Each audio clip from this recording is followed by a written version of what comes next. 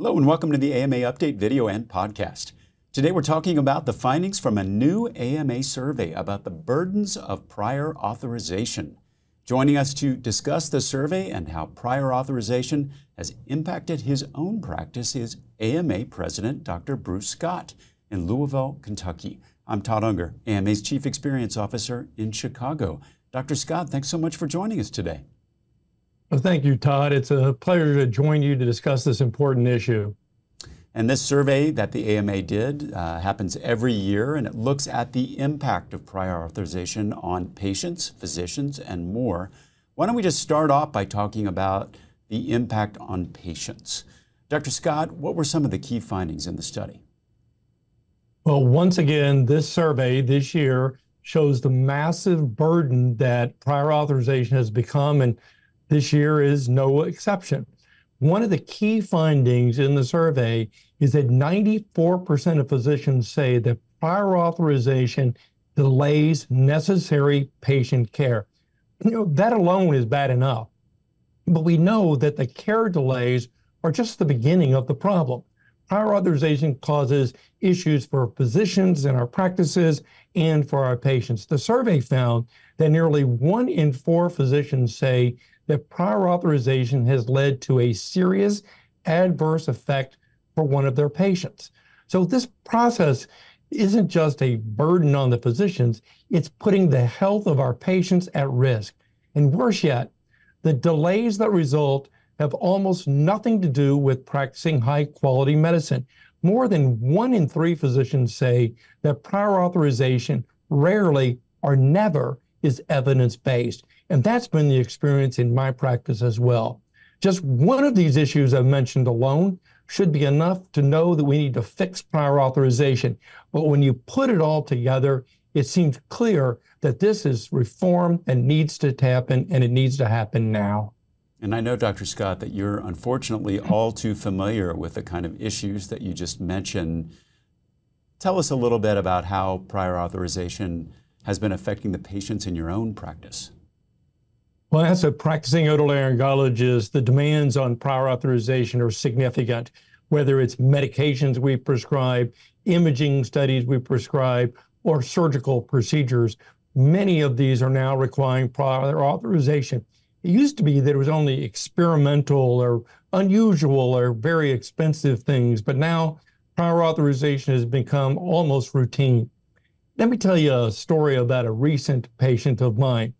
A lady had come in with a tumor growing on the right side of her face in one of her sinuses right by her eye. We talked about it, we discussed the different options, and together we decided that the right option was a relatively large surgical procedure to remove the tumor. She agreed and we planned the surgery. A few days later, a letter was received by myself and by the patient saying that the insurance company had determined that authorization would not be allowed because the surgery was, quote, not medically necessary because the patient had not been on an antibiotic and a steroid nasal spray. Now, we all know that the antibiotic and the steroid nasal spray was not going to get rid of the tumor. I had to pick up the phone and talk to the medical director, who quickly agreed that I was right and that the surgery needed to be performed.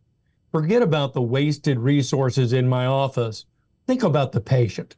Think about the added stress on this patient who comes to an agreement with her surgeon for a necessary operation and then gets a letter from her insurance company telling her that she could have simply been on an antibiotic and a nasal spray.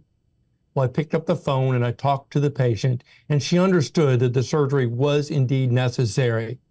But the unnecessary stress upon her is just wrong. Now, I'm happy to report that we did the surgery, the patient's doing well and recovering nicely, and the tumor was completely removed. But this is just one example of the sort of damage that is done to patients by prior authorization. And that story explains just about everything that we know that's wrong with prior authorization. And it doesn't just hurt patients. It has an impact on physicians too. I think just hearing you tell that story, it's very clear. What did the survey have to say about it? The survey once again confirms that prior authorization is a huge burden on physicians and our practices. It showed that on average, practices are completing 43 prior authorizations per physician per week. And all that time wasted adds up. The survey revealed that physicians and their staff are spending over 12 hours each week completing prior authorization, time that could be better spent taking care of patients. That's almost a day and a half a week of wasted time on this administrative process. In fact, 95% of physicians say that prior authorization is leading to burnout in their practice and in them personally. Now, we're already in the middle of a shortage of physicians. Imagine if we could transfer even half of that time back to patient care. We simply cannot continue the process where we are, and we can't afford to lose any more physicians to burn out. Not even one more physician should be lost to this unnecessary burden. You're absolutely right. And I know every practice is feeling the burden of prior authorization, especially independent practices like yours. Dr. Scott, can you tell us more about the impact that it's having on your team right now? Well, Todd, I see a patient, I listen to their history, take a thorough examination, review any imaging studies or data that they have brought with them or that's been performed, and then together we come up with a plan.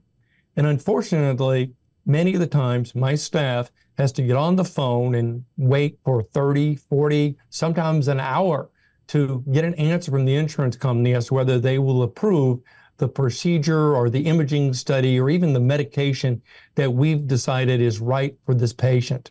Sometimes I've got to pick up the phone and talk to them as well.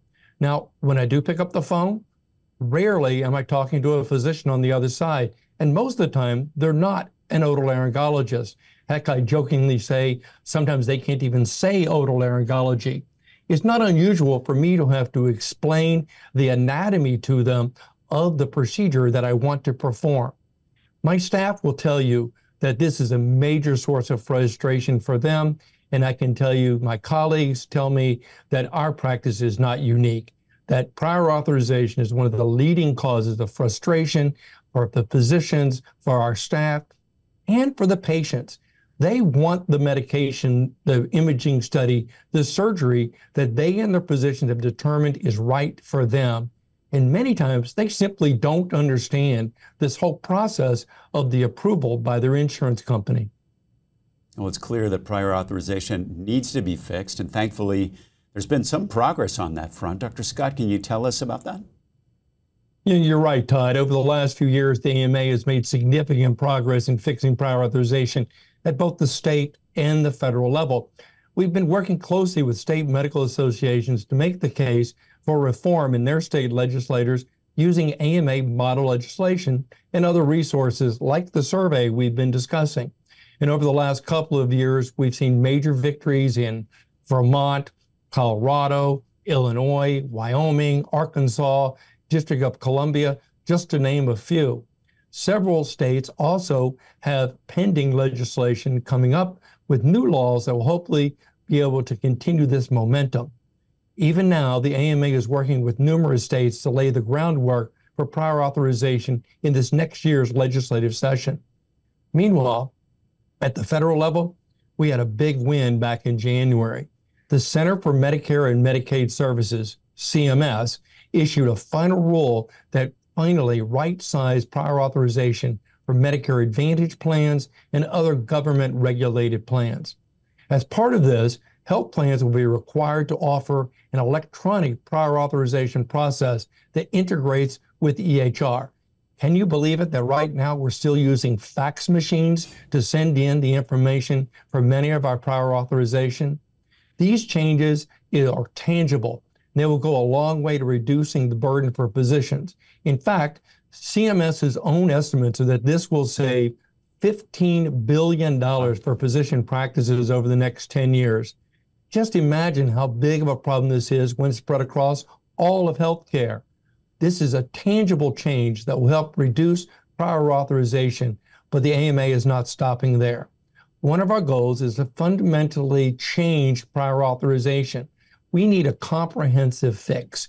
This includes reducing the overall volume of those procedures and medications and surgeries that require prior authorization, improving transparency, and protecting continuity of care. Our momentum to accomplish all of these important changes has never been stronger. Well, Dr. Scott, that is significant progress. What needs to happen next? The time for legislation is now, and we need every physician to join our fight to fix prior authorization, and we need to fix it now. An updated version of the Improving Seniors Timely Access to Care Act was recently reintroduced on a federal level. This bill further streamlines and standardizes the prior authorization process within Medicare Advantage plan. It will codify many of the elements of the recent CMS regulation and will empower CMS to take additional steps to prevent care delays and improve transparency. This bill has bipartisan support. It came close to passing last Congress. The AMA is going to focus on continuing to build support for this bill, and physicians can help by contacting their representatives about it. We're also going to continue to support legislation at the state level and make the case for change anywhere we can. Over the last few years, we've seen a big shift in policymakers' opinion on prior authorization. They see the need for change, and it's time to make that change a reality. Well, Dr. Scott, thank you so much for joining us, and as always, for being such a strong advocate for physicians on this issue. Everything you've talked about today really speaks to the need for both patients and physicians to solve this problem. That's why fixing prior authorization is a top priority for the AMA, and I encourage you to support the AMA's efforts by becoming an AMA member at ama-assn.org/join. That wraps up today's episode, and we'll be back soon with another AMA update. You can subscribe to new episodes and find all our videos and podcasts at ama-assn.org/podcasts. Thanks for joining us today. Please take care.